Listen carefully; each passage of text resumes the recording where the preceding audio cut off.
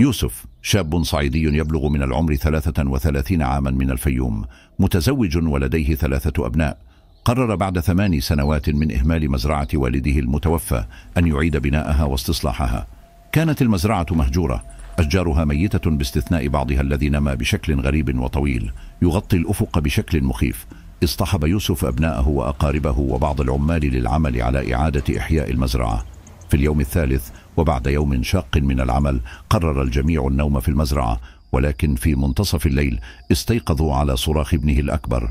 كان واقفا متجمدا في مكانه يقول بصوت مرتعش: رأيت شبحا ظهر أمامي.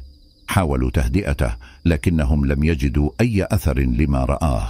في الليلة التالية تكرر الأمر، ولكن هذه المرة وجدوا الابن ممددا على الأرض فاقدا للوعي. عندما أفاق في الصباح بدا وكأنه فقد عقله. كان يتحدث بكلمات غير مفهومة ويعاني من نوبات هلع وصرع. قرر يوسف إبقاءه في المنزل، لكن الابن أصر بعد أسبوع على العودة معهم إلى المزرعة. في تلك الليلة وقع ما لم يكن بالحسبان. استيقظ الجميع على صراخ الابن مرة أخرى، ولكنهم لم يجدوه. بحثوا عنه في كل مكان، وعند بزوغ الفجر وجدوه ساقطا في البئر ميتا.